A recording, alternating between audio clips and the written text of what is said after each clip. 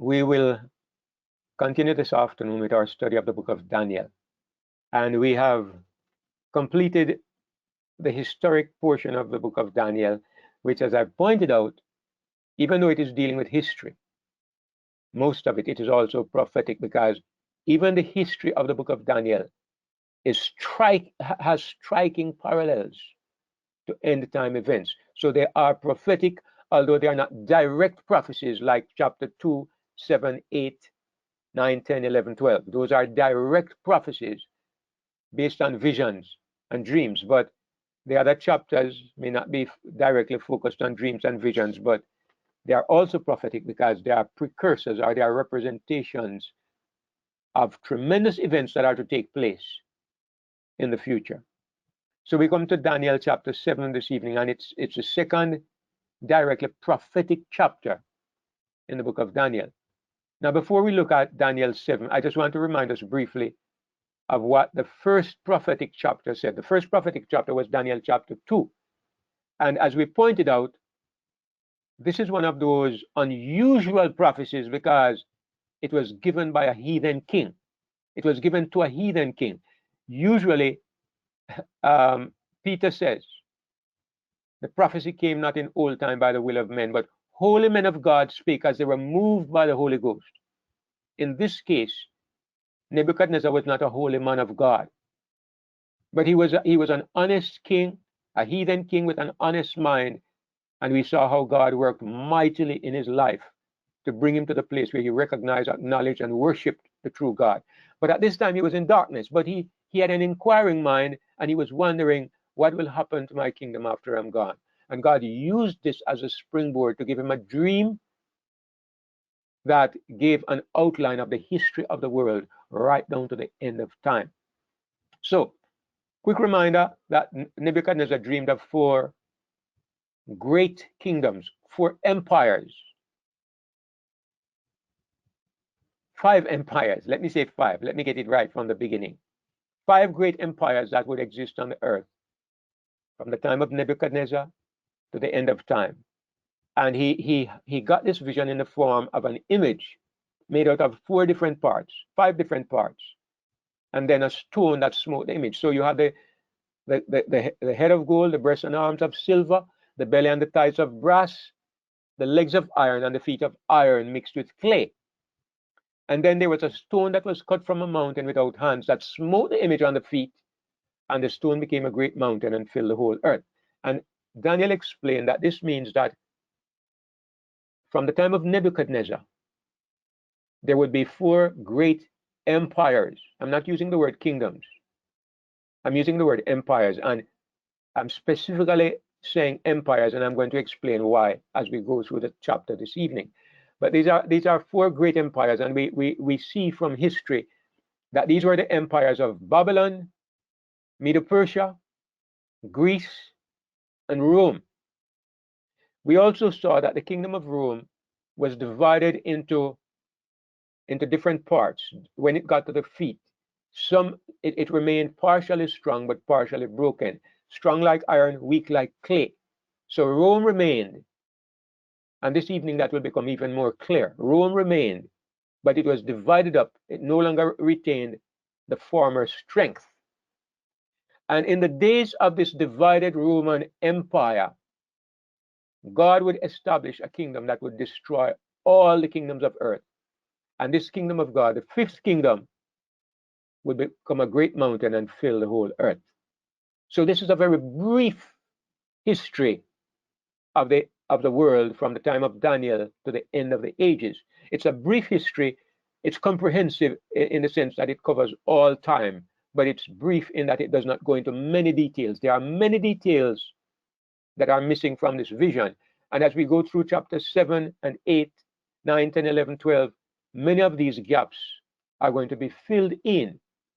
But there are still many gaps, and when we go to Revelation, still more of these gaps will be filled in. So God starts out with a basic template. He gives us an outline. And I love understanding God's way of teaching. I love it because I've learned that it is a perfect way of teaching. when you get people to understand the template of what you're saying, the outline of what you're saying, it's easy afterwards to get little pieces and fit into the picture. If you can see the big picture, you can fit the pieces. The problem with understanding the Bible and understanding prophecy especially is that people grab one piece here and they grab one piece here and they grab a piece here. They don't see the big picture. So they don't know where to put the pieces. So they have a little piece here that doesn't make sense in the context of this piece over here. They have a very confusing picture of the overall truth of God. It's very confusing because it's not, you don't get the broad picture first. And so God gives us the big picture and then he starts to fill in the gaps. And if you understand the broad picture, it's easier to understand how you fill in the gaps. So anyway, this was the first prophetic chapter in Daniel, chapter 2. And now we come to chapter 7, and it's the second directly prophetic chapter. And so let me share my screen as we go to the Bible. And we're going to go straight to Daniel 7. And we will take up our study from there. All right. So we will start with verse 1 as always. Daniel says, in the first year of Belshazzar, the king of Babylon, Daniel had a dream and visions of his head upon his bed. Then he wrote the dream and told us some of the matters. So in point of time, this dream goes back about 2 chapters at least. Because when was the kingdom of Belshazzar overthrown? I think it was in the 3rd year. Does it say? Let me see, just to make sure. I thought it said the 3rd year of Belshazzar, but I'm not sure. I don't see it here. If anybody finds where it tells you what year his kingdom was overthrown, you can tell me. But anyway, so the vision that Daniel has here in chapter 7 is in the 1st year of Belshazzar. So it's a few years before chapter 5. But it has been placed at this location because it is more logical to put it with the other prophecies. God puts the prophetic sections side by side. It says in the 1st year of his reign, Daniel had a dream and he had visions upon his bed. And why is it that it is said to be a vision and it is also said to be a dream? And if you remember, some time ago we made the point that if it happens in the night while you're sleeping, the Bible refers to it as a dream. If it happens while you're awake, it's a vision. But both of them are so graphic and so real that when you are involved in a divine dream or a vision, you don't know the difference with real life. It's very real, very graphic. It's only afterwards you're aware that you were in a dream or a vision. So when God sends you a dream or a vision, it is like real life. You won't be mistaken. So it says Daniel had a dream and visions, and clearly why he says it was a dream was because it was upon his bed. It was in the night when he was sleeping, but it was so crystal clear that it was a vision. It was not a normal dream. So he wrote down the dream and he told what he saw. I don't know who he's speaking to because it's kind of reporting in the 3rd person. Daniel spake and said, maybe he's talking to his friends, Shadrach, Meshach, and Abednego. I don't know, but anyway, it's kind of relating it like a third-hand narrative. Daniel spake and said, I saw in my vision by night, and behold, the 4 winds of the heavens strove upon the great sea. I'm going to read right down to about verse 11, and then I'm going to come back and look at the symbols and see if we can understand what they mean. I saw in my vision by night, and behold, the 4 winds of the heavens strove upon the great sea, and 4 great beasts came up from the sea, diverse one from another. The first was like a lion and had eagle's wings. I beheld it till the wings thereof were plucked up, and it was lifted up from the earth, and made to stand upon the feet as a man, and a man's heart was given to it. And behold, another beast, a second like to a bear, and it raised up itself on one side, and it had 3 ribs in the mouth of it, between the teeth of it. And they said thus unto it, Arise, devour much flesh. After this I looked, and lo, another like a leopard, which had upon the back of it 4 wings of a fowl. The beast had also 4 heads, and dominion was given to it. After this I saw in the night visions, and behold, a 4th beast, dreadful and terrible, and strong exceedingly. And it had great iron teeth. It devoured and brake in pieces, and stamped the residue with the feet of it. And it was diverse from all the beasts that were before it, and it had 10 horns. Right about this time, I know that some pictures, some illustrations are usually helpful.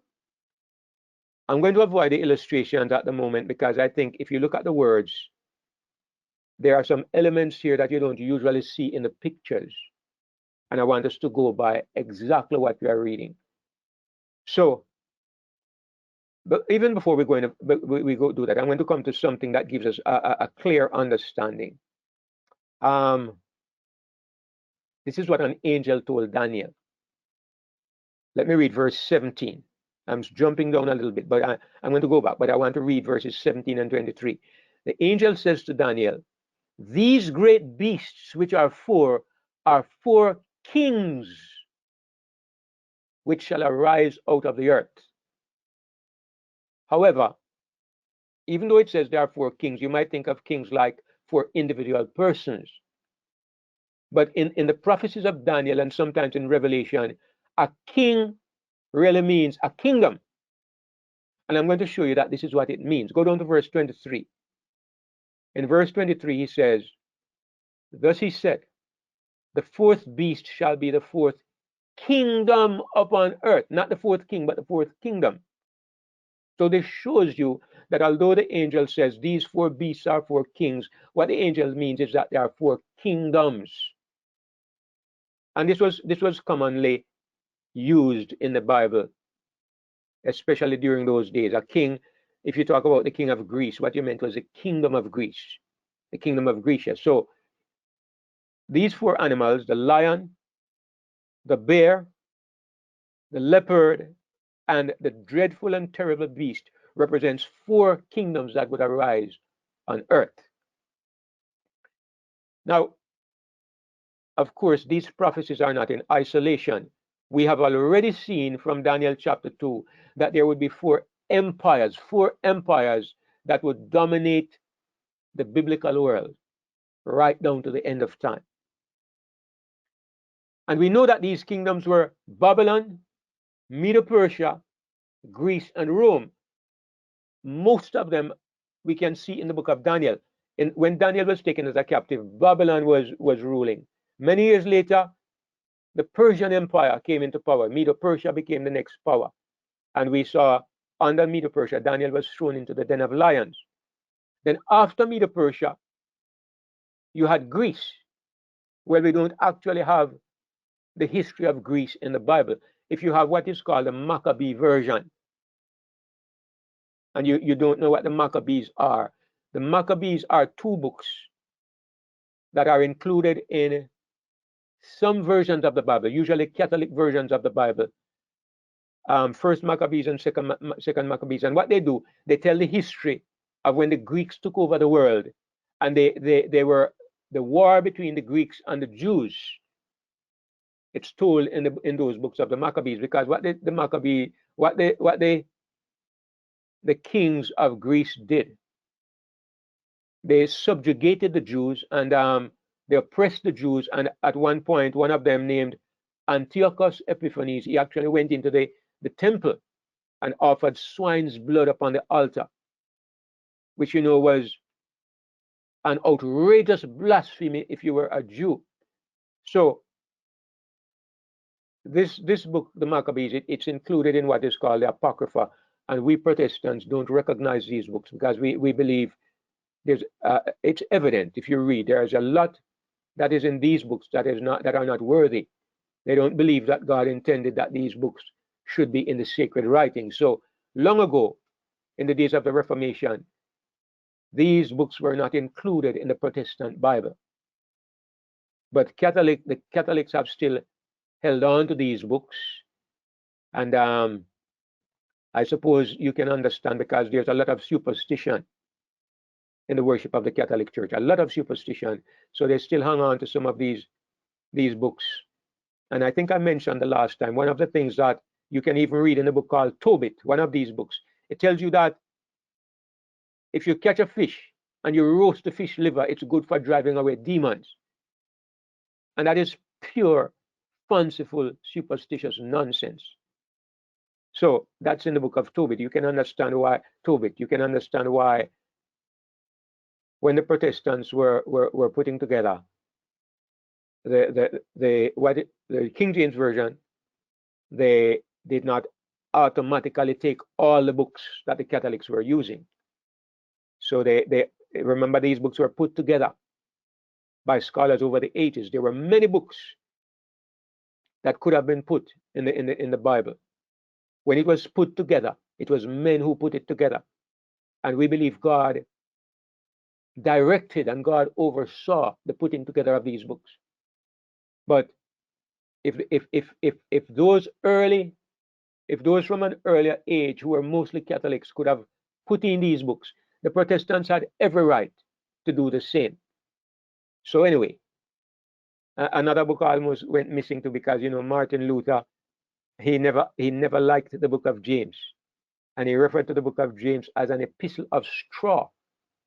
And for a while, he would not use the book of James. So the putting together of the scripture is an interesting story. But anyway, what I'm saying is that the Maccabees, first and second Maccabees, it tells the story of when the Greeks dominated the world. So you can look in the Bible and you can find these four kingdoms: Babylon, Medo-Persia, Greece, and Rome. So these are the four empires that God said would dominate the earth right down to the end of time. And we can see that it was fulfilled right up to the time of Jesus, because it was Rome that crucified Jesus, instigated by the Jews. Now, I want to repeat something that we have said before, but I want to repeat it. When you look at these four empires, we have to understand we are not looking at places like the United States. We're not looking at places like China. We don't even have Australia included, with all due respect to brother Warren. The point is that God is giving us the history of the biblical world, and in the biblical world, there was no United States. America has become one of the most dominant nations on earth today. So you might say, if Rome is to continue to the end of time and is to be a dominant empire to the end of time, and God said it would rule the world, can we say Rome is ruling the world today? And the answer is no, Rome is not ruling the world. But Rome, what used to be the Roman Empire, still dominates what used to be the biblical world. Europe, North Africa, and the Middle East is still dominated by Europe. And Europe is what the Roman Empire used to be. It's now broken up into smaller parts, iron and clay, but it is still Rome in another form. So it is still the fourth empire continuing, and it will continue to exist until it is destroyed at the coming of Jesus. But the Bible tells us now, when you come to Revelation, the Bible shows you that in addition to this Roman kingdom, another kingdom arises. A second beast comes up out of the earth. The Bible shows you the United States of America when you go to Revelation. But in the book of Daniel, what God is focusing on is the biblical world, or the world that is known in biblical times. And in this biblical world, from the time of Daniel to the end of the world, there are only four great empires. Four, no more. So we can tell, if we see four great beasts which arise out of the earth here, it's easy to show that this corresponds with the image that Nebuchadnezzar saw. Nebuchadnezzar saw four kingdoms. Daniel's dream shows four kingdoms. They are the same four kingdoms. So right away, we don't have any problem. We know right away that we are looking at Babylon, Medo-Persia, Greece, and Rome. Let me see. I'm going to pause a little bit and just do something here. I'm going to um, I'm going to just bring up an illustration, and the reason why I'm doing this is because it's always helpful to just look at a picture, because sometimes it just helps to cement the ideas in our minds. So let me just bring up a picture here that will kind of illustrate what I'm trying to say. All right, here's one that I can use. All right. So on the left, you can see a representation of the image that Nebuchadnezzar saw. On the right, you can see a representation of the four beasts that Daniel saw. Four parts to the image, four beasts to Daniel's dream. Now, if there are four kingdoms that would exist from Daniel's time to the end of the world, and both of these visions show you four kingdoms, then it must be the same four kingdoms. That's simple ABC. So we can identify right away what the lion represents, what the bear represents, what the leopard represents, and what the great and terrible beast represents. Now, down in the feet of the image, look at the feet of the image, and you can see that it's clay combined with iron. It's brown and black. All right. So you can see that the nature of that fourth kingdom has changed. It's no longer, all of the other kingdoms are one single metal: gold, silver, brass, iron. But the fourth kingdom changes and it becomes iron and clay. So the nature, it's no longer that dominating, controlling, mighty kingdom that it once was. It still remains, but it is no longer cohesive and strong and powerfully bound together. And if you look at Europe today, that's what you see. You have the European Union. There's a kind of unity, but it's tenuous and fragile. The strength of ancient Rome no longer exists. And if you look at the four animals, when you come down to the fourth beast, which obviously represents Rome, you might ask the question, where can we see these feet of iron and clay if we look at the fourth beast? Well, on the head of this fourth beast, there are 10 horns. And we are going to look more closely at these 10 horns, but these 10 horns correspond to the feet of iron and clay. So let me just point out some highlights before we move from this picture. Notice that the lion has 2 wings on the back. Notice that the bear has 3 ribs in the mouth. Notice that the leopard has 4 wings and it has 4 heads. And of course, we mentioned the fourth beast, the terrible beast. This one also has 10 horns on the head. Now, these are details that you never saw in the vision of the image. These are details. God is giving us more details about these kingdoms, and we will see. It's not difficult to understand what they mean. All right, so let me go back to the Bible. All right, here we are.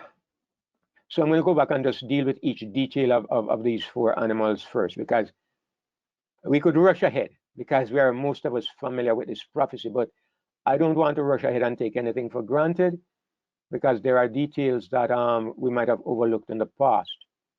Now, it says, beginning from verse 2, I saw in my vision by night, and behold, the 4 winds of heaven strove upon the great sea. Nothing is meaningless. You can't, especially in these prophecies, just pass over any statement. It says that the 4 winds of heaven were fighting upon the great sea. 2 things here. One is the great sea, and second is the 4 winds, the 4 winds of heaven. Let me show you something here.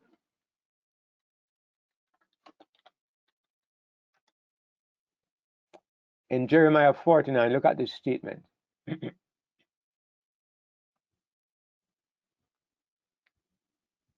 God says, I will bring upon Elam. Let me uncouple this so I can.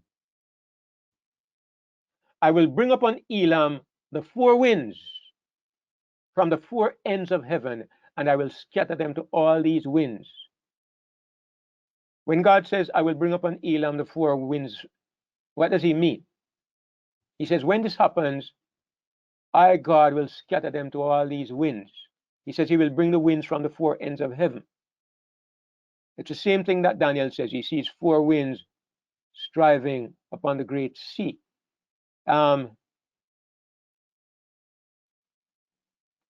In Jeremiah, let me find another.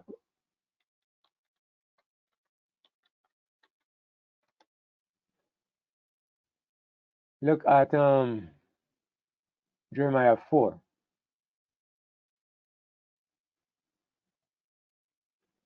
That's not the one I'm looking for. I think it's Jeremiah 25 I'm looking for. Let me just go there. I don't see the word I'm looking for here when I do a search.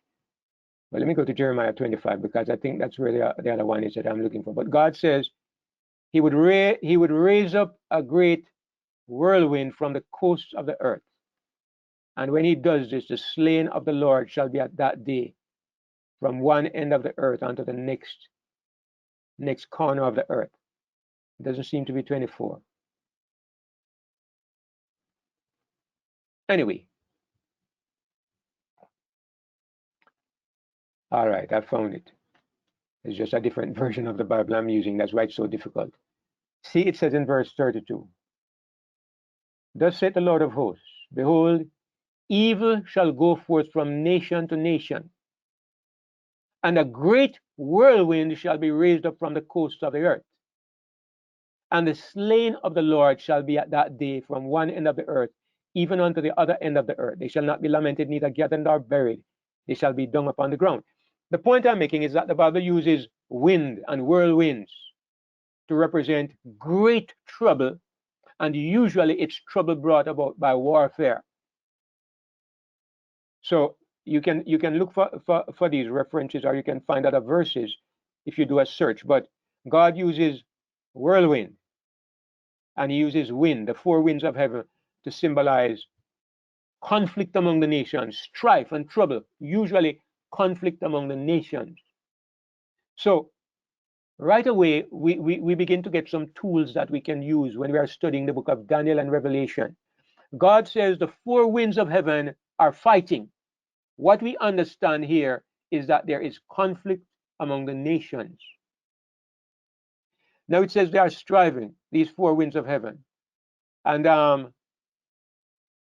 they are striving where? Upon the great sea. What does this mean that they are striving upon the great sea? It says that four beasts, four animals came up from the sea. Now, what does the great sea here mean? So I'm going to go to the book of Revelation and show you something that is said there that helps us to understand this. In Revelation chapter 17 and verse 15. Look at this statement. And he said unto me, the waters which thou sawest, where the horse sitteth, it represents people and multitudes and nations and tongues. The beauty about these prophecies is that God uses symbols, but he gives us the keys to understand these symbols. If you become very familiar with these prophecies, after a while, you see these keys jumping out at you. God tells you in different places in these prophecies what each thing means. So we don't need to be guessing, and we don't need to be confused, because he himself gives us the key. So he tells us that waters represent people, multitudes, nations, and tongues. So what Daniel is actually saying here in Daniel chapter 2, I saw the four winds of heaven strove upon the great sea. What he's simply saying is the nations were at war among themselves. And you might say, well, why didn't God just say that? Why didn't he just say that there was war among the nations? You know, I plan to do a sermon entitled God, the God of the Parables, the God of the Parables. I'm going to do a sermon entitled that because I have a whole study on why God does not speak plainly, why God speaks in mysteries and in vague similitudes similitudes and he hides his meaning, there is a reason behind it. He says that the wicked shall do wickedly, and none of the wicked shall understand, but the wise shall understand. There is a reason why God operates like this. But anyway, so you who are among the wise, you have to take these statements and you have to, under the direction of the Spirit of God, you understand the symbol and the keys, and you get a clear picture. Daniel says, in my vision, I saw that there was war among the nations. That's what it simply means. And 4 great beasts came up from the sea, diverse one from another. 4 animals. Here you have the next key. What do animals represent in the prophecies? And we already read this, but I'm going to remind you. Same Daniel chapter 7. You go to verse 23. Thus he said, the 4th beast shall be the 4th kingdom upon earth. There you have it. Nobody can ever deceive you and make you think a beast means a church. Or maybe they can, but they shouldn't, right? Because God tells you clearly that a kingdom, a beast represents a kingdom. And I'll tell you a little bit more because I mentioned this at the beginning, but I'm going to highlight it a bit more now. Although God says a kingdom, he means a different kind of kingdom. And that is why I said an empire. How do I know it's a different kind of kingdom?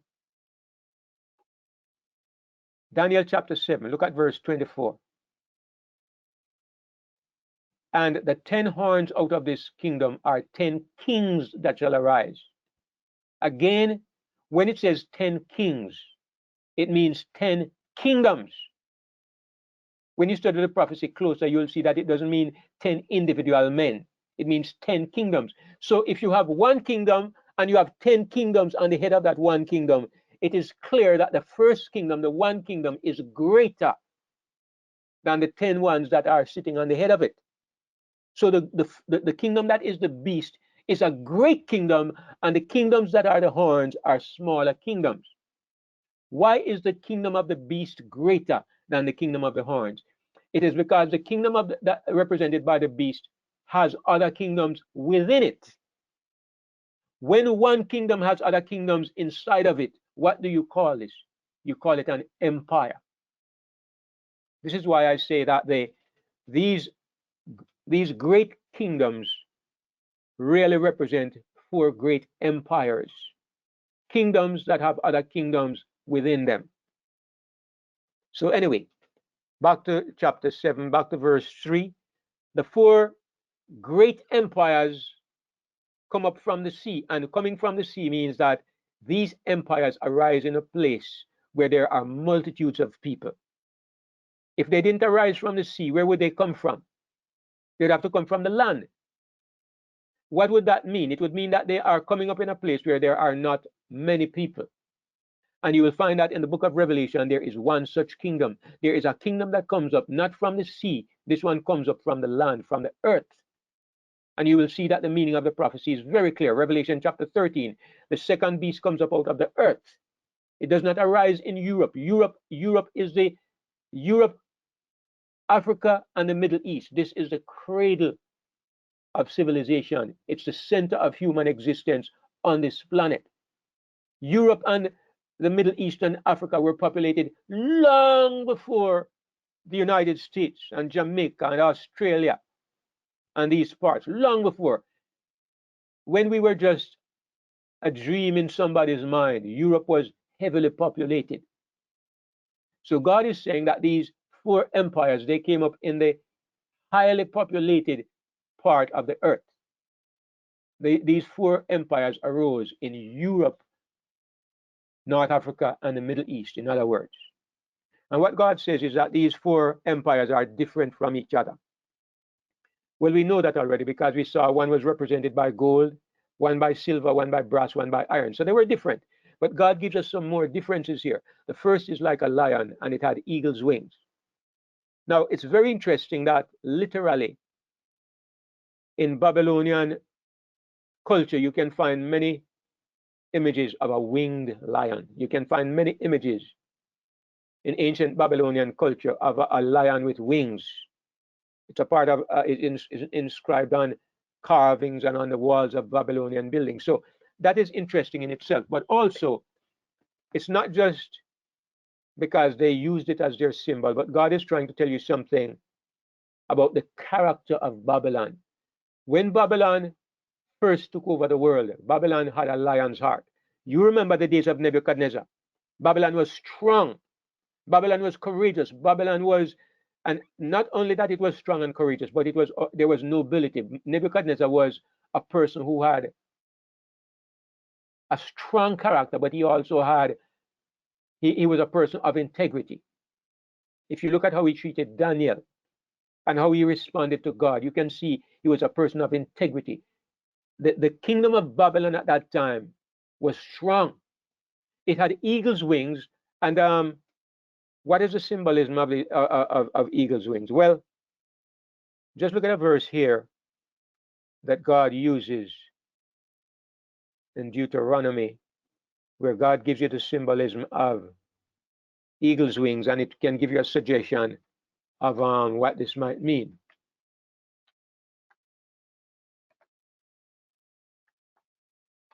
It's in Deuteronomy, I think it's 19, but let me see.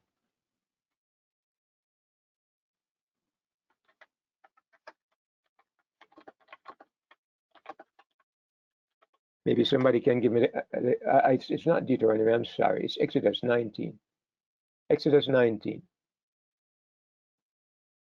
It's Exodus 19 and verse 4. It says, God says to Israel, after he took them out of Egypt, you have seen what I did unto the Egyptians, and how I bear you on eagle's wings, and I brought you unto myself. So God uses the symbolism of eagle's wings. And what he uses it to mean is that I carried you, and I protected you, and I took care of you. The wings of an eagle seems to represent God's sovereign care over this nation, and God directing what this nation should do. Now you might say, how could this apply to Babylon? If you look at the prophecies about Babylon in the Old Testament, when God was talking about what would happen to Israel, God said Nebuchadnezzar was his servant. Again, let me see if I can find that reference. All right. Let me see if I can find it, because I don't want to just throw things out there.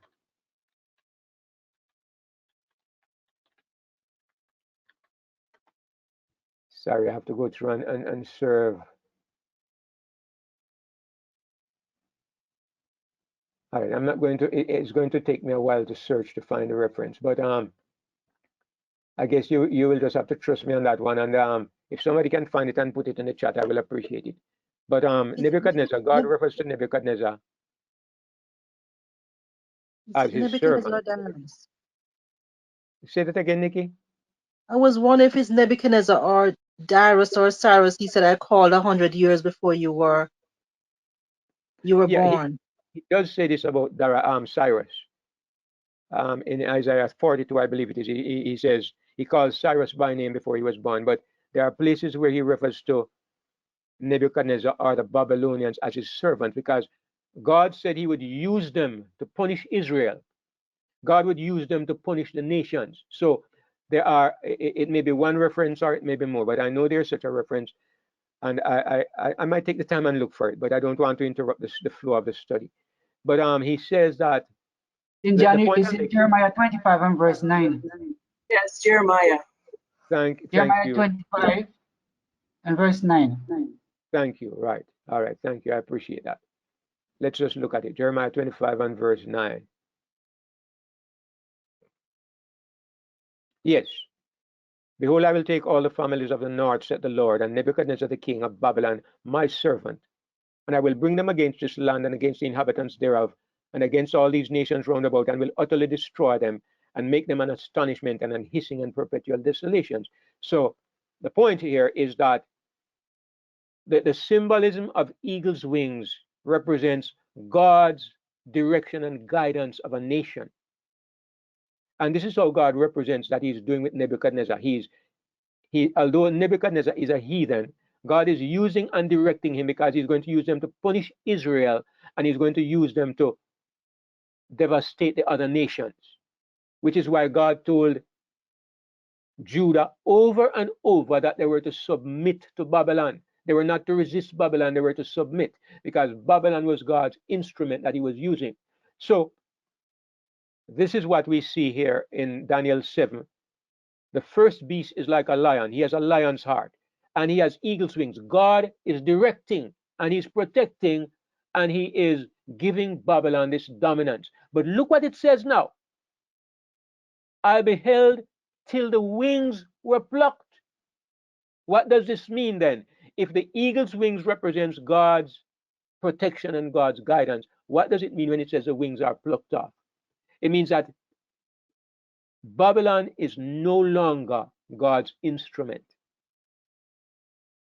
No longer. God is not using Babylon anymore. The nature and the character of Babylon changes, and God's purposes for Babylon are no more. And this is exactly what we see in the days of Belshazzar.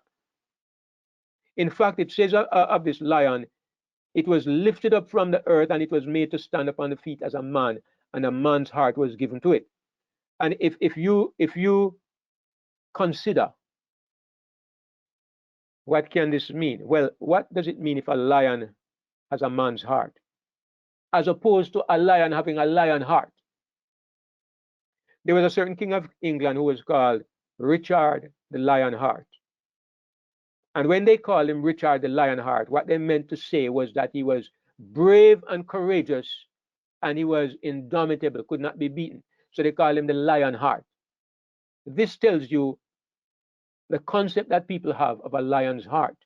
And it tells you what the Bible is trying to say when it says this lion's heart was changed to the heart of a man. It means that the power of Babylon, the glory of Babylon, the indomitable nature of Babylon changes. So everything in the prophecy is giving you clues and ideas as to how things are, as to what is going on in the nation of Babylon. And that's exactly what we saw. The glory of Babylon, the nobility of Babylon, by the time it came to Belshazzar, Babylon was just a weak, puny shadow of what it once was. And that is why they were so easily conquered by the Medo-Persians. Now, I just want to comment in passing.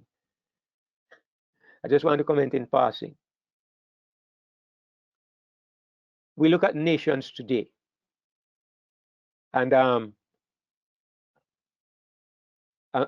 always a little wary when I touch upon any political issue, because sometimes people misunderstand. I mean, we are people in this room from many nations, but we are also people of the Bible. And I know that especially in the world today, one of the most dominant nations is the United States of America. And if you listen to the secular American talk, it is almost blasphemy to suggest that America will be anything other than the greatest nation on earth. It's almost blasphemy. It's like most Americans believe it's a God-given right for America to dominate the planet and to be the most prosperous nation. But I make this point because I want to point out that there is always a reason for the greatness of a people. The greatness of Babylon was because of Nebuchadnezzar. The greatness of Greece was predominantly because of Alexander the Great. The greatness of Israel was primarily because of the reign of David, King David. You can point to different nations and you find out what made them great. And if you look at the United States of America, if you look at the past of the United States, you can see many reasons why this nation would have been proverbially wearing eagle's wings. But if you look at what is happening in America today, if you look at the disrespect for God and the ignoring of God and the devious underhanded connivings that take place in this nation, you begin to see a parallel to the history of what happened in Babylon and all these nations. They started out strong, but they never remained strong forever, because it is inevitable in this planet that people don't remain the same. And when they become great, you know what God said of Sodom is true. It's human nature.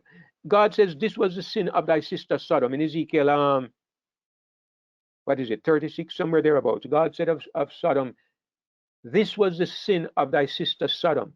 Pride, fullness of bread, and an abundance of idleness was in her. And she strengthened not the hand of the poor and the needy. Therefore they committed abominations. And so I took them away as I saw fit. Sodom committed abomination, but the reason why she went to that place was because she was proud, she was full of bread, she had more than enough, and she did not strengthen the poor and the needy.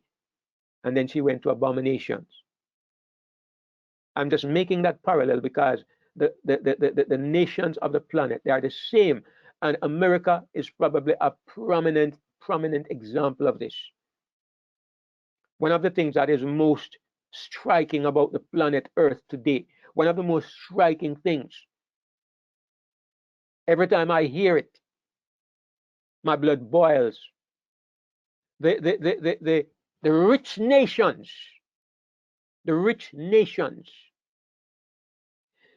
proud and full of bread, they have no place for God. They have no place for God, the rich nations. The most atheistic countries on the planet are the rich nations. And the richer they get, the more they reject God. One atheist mockingly said that the only nations that will believe in God are those that are so poor they have no option. Makes my blood boil when I hear it. But I know it is true. I know it is true. Because thank God, difficulty makes people remember their God. The others build up abomination. I mean, those are the nations that are turning wholesale to accepting the greatest perversions. Men becoming women, men marrying to men, women marrying to women. And they abuse and they twist and they distort the purposes of God. They modify the genes of all kinds of things. They'll soon get to human beings. These are the deeds of the so-called great nations, the rich nations. I know I'm ranting a little bit and I'm off target, so let me get back on track. But I am motivated to think of this when I look at what happens to Babylon here. First, like a lion, and under God's protection with eagle's wings, but then the wings are plucked. It stands on its feet and it is given a man's heart. And then it is destroyed. This is what happens to nation upon nation, especially if they don't maintain that strength of character and especially that submissiveness to the divine will. So that was Babylon, and we can see that it strikingly fulfilled every detail of this prophecy. And behold, another beast, a second like to a bear, and it raised up itself on one side, and it had 3 ribs in the mouth of it, between the teeth of it. And they said thus unto it, arise, devour much flesh. Now, some parts of this symbol are very easy for us to understand. The rest of it, I'm kind of going to go by what I've read. All right, but look at what it says. The second is a bear. Now, obviously, this is the kingdom of Medo-Persia, because Medo-Persia followed Babylon. Yes. This bear raised itself up on one side. Now, don't you overlook these little details, because God never put them there by accident. Daniel is watching and he's seeing a bear coming out of the water, and the bear is coming up lopsided. It's kind of unbalanced on one side. And he writes it down, because God does not show him a lopsided bear just for entertainment. God shows him that the bear is lopsided because it is relevant to the prophecy. Now, we already saw when we were looking at the destruction of Babylon, when Belshazzar was overthrown, what we learned is that there were two kings in that army that conquered Babylon. There was the king of Persia, and there was the king of the Medes, the Median king and the Persian king. The Median king was Darius, and the Persian king was Cyrus the Great. Yet we find that the first king was Darius. And we asked, why was Darius made king when Cyrus was the greater king?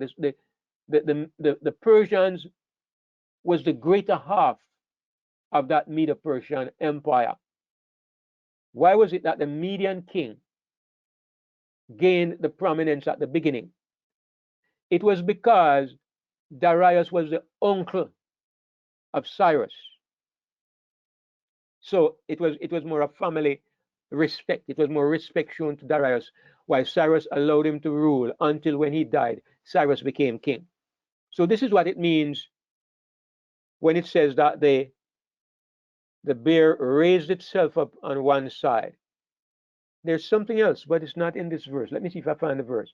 It not only says that the bear raised itself up on one side, it says the higher side came up last. Where is it? It must be further down when we're looking at the interpretation. I know it's there somewhere, but I don't see it here now, and that's a little.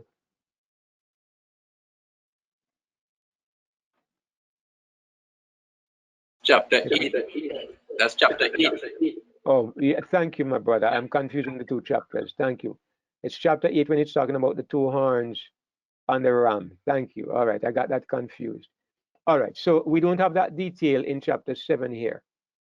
What we have is the fact that the bear comes up on one side. Later on in chapter 8, we will see that the higher side comes up afterwards. So the point I'm making, the point I want to emphasize is that God is giving us little details that can help us, that we know we're not mistaken in what we are studying. Everything is clear.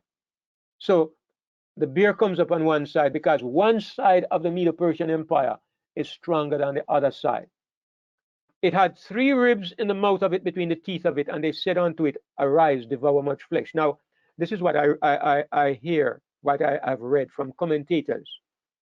They say that when it was coming to power, Medo-Persia was especially devastating to three provinces. There were 3 provinces that suffered terribly under Medo-Persia, represented by the 3 ribs in the mouth, and they were Babylon, Lydia, and the third one was Egypt. So these 3 provinces, this is something that I take the word of the commentators because it makes sense, and I don't have the tools to go. I don't have the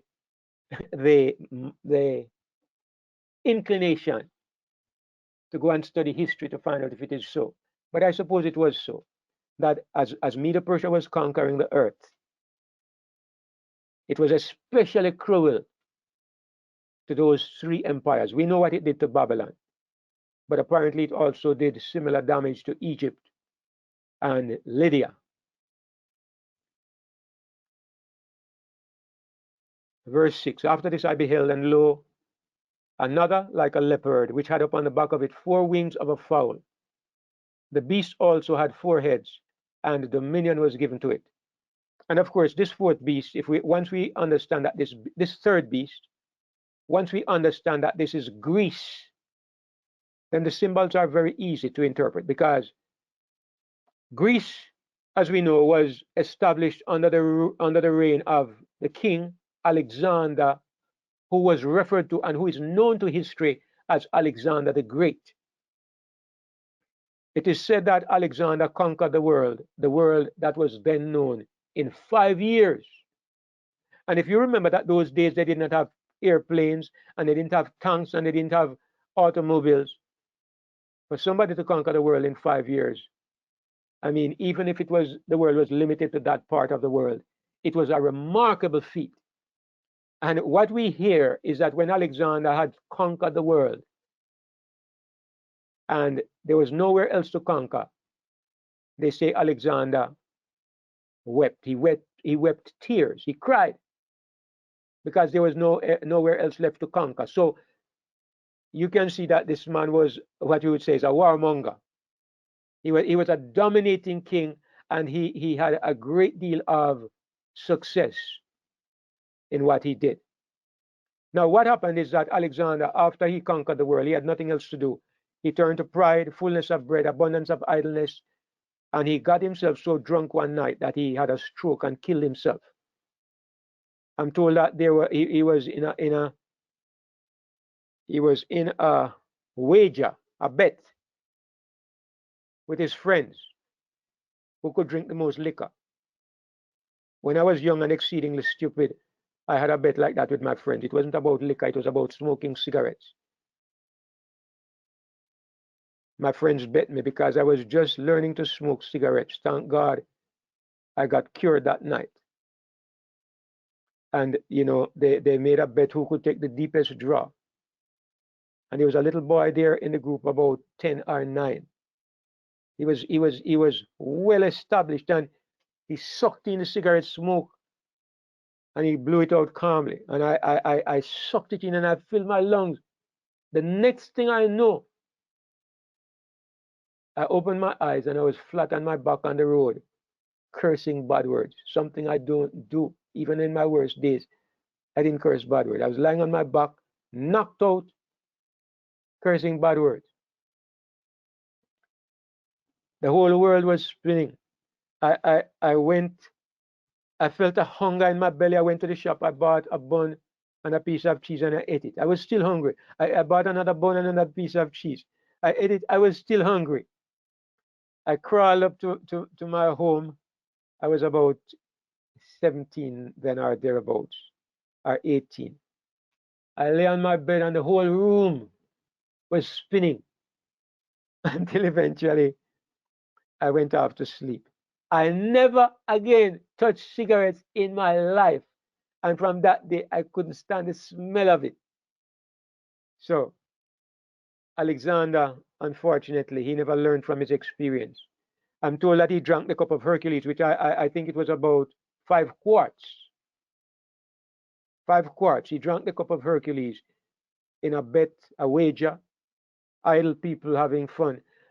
And after he took this draught, 5 quarts, he got a stroke and he was dead by the next morning or something like that, or 3 days later. I'm not sure exactly. But anyway, after he died, his kingdom was divided up among his 4 generals. There were 4 generals in his army, and they divided up the kingdom. Their names were Cassander, Lysimachus, Seleucus, and Ptolemy. So these 4 generals are represented by the 4 wings of the fowl. So we are looking at the kingdom of Greece after the death of Alexander. And so this, not the 4 wings of the fowl, the 4 heads. The beast had also 4 heads. Because effectively, by the time Alexander died, the Greek kingdom was just beginning. He died right at the beginning. He just conquered the world and then he was dead. And so the 4 generals, they inherited the kingdom. And so the beast, or the nation of Greece, had 4 heads. What about the 4 wings of a fowl? Well, one of the other aspects of wings, it's not just God's protection. Eagle's wings represent God's divine guidance and God's protection. What about wings in general? Here again, I'm going to just repeat what other people have said and which makes sense to me. It is said that the wings represent also speed. And this makes sense to me. I mean, I'm not going to swear by it because I haven't really looked to find the biblical evidence. But it makes sense that that Alexander conquered the world in five years. The Greek kingdom was the fastest conquering agency that was known to the world in those days. So instead of 2 wings, God represents Greece with 4 wings to signify how rapidly Greece conquered the world. Verse 7. And this is the beast that is going to take up a bit of our time. As a matter of fact, I'm going to go through verse 7 and I'm going to stop because the rest of this chapter, we don't want to rush through it and we don't want to do a disservice by hurrying through or when we are tired. So I'm going to go through verse 7 and then we're going to stop and we will continue next week. Daniel says, after this I saw in the night visions, still the same vision. And behold, a fourth beast. Now this beast, God cannot find an animal to represent this beast. He has to invent one. Of course, God is the creator. He invented all animals. But he invents an animal that we have never seen. Maybe you might think that this beast was some kind of dinosaur, maybe something from the age of the dinosaurs. But I'm sure that none of the dinosaurs had iron teeth. And later down, you find that it also had claws of brass. It had brass claws. So this is an invented beast. This is a beast that never existed. But God invents a beast to represent Rome because the nature of Rome was so rapacious and so dreadful that God could not, I mean, he used a lion to represent Babylon. Who would he use to represent Rome? A tiger? I mean, a tiger is not much worse than a lion. What, a wolverine maybe? But a wolverine or a bear? No, he used a bear already. I mean, a wolverine is a what? Tasmanian devil. Tasmanian devil. But those are those are small animals compared to lions and bears and leopards, even though they are so ferocious. So he invents an animal. And this is to help us to understand the horrific nature of the kingdom of Rome. It says, it describes this beast, Daniel describes this beast as dreadful and terrible. Not only dreadful and terrible, but exceedingly strong. It had great iron teeth. That means nothing can withstand its bite. It devours, but it not only devours, but it breaks in pieces and it stamps the residue with the feet of it. Now, what can we see here? What is implied here? I'm told, I'll just give you an example. I'm told that when the Romans came against the nation of Judah in that final destruction of Jerusalem, remember that the people locked themselves in the city and they would not come out. And the Romans had them in there starving till they began to eat rats. They began to eat their own shoes to get the leather. Women began to eat their own babies. The horrors of being abandoned by the Spirit of God, being given over to the devil, all of it was seen there in that Jewish nation. But the thing is, some of them tried to escape at night. And what the Romans did, anybody that they caught who left the city, they would crucify them on the outside. I am told when I read the story, they say that crosses surrounded the city so thick you could hardly find space to walk among them. That gives you an idea of the nature of Rome. For Rome, it was not enough to just subjugate a nation. They crucified the people. And crucifixion, it's something like, you know, back in the old days of the American West, they had some American Indians like the Apaches. I'm told that if they caught you, you were their enemy, they would bury you in an anthill and cover your head with honey. And they would leave you there for the ants to take care of you. But what the Romans would do, they would nail you up on a piece of wood and they would leave you there until you finally died of excruciating pain, sometimes many days later. It wasn't enough for them to simply kill you and take you out of the way. They were rapacious and exceedingly cruel. And after they defeated you, then they crucified the people. So, you know, the Roman Emperor Nero, for example, you know what he did to Christians? In the days of Nero, Nero took Christians and he dipped them in tar and used them to light his garden at night. Dip them in tar and use them to light his garden. Put them in his garden and set them alight at night to light his garden while they were still alive. Rome was the nation that delighted in taking prisoners of wars, notably Christians, and throwing them to wild beasts, throwing them to lions and bears and wild animals, and they took it as sport and entertainment. So God is really giving us a good idea of the nature of this animal, this kingdom, when he says it devoured and broke in pieces, and it stamped the residue with the feet of it. It was different from all the animals that were before it, and it had 10 horns. So next week, we're going to consider these 10 horns. We already have established that these 10 horns represented the division of the Roman Empire, corresponding to the feet of iron and clay. But we will look at them in greater detail next week.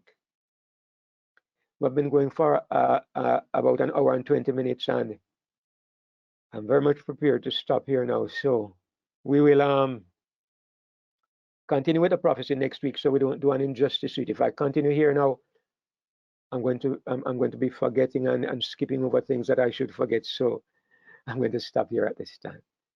What I'm going to do is I will close the recording, and then I will have a prayer, and then I will open the room for any further thoughts, discussions, and if there are none, I will just leave the room open for us to fellowship and spend time with each other.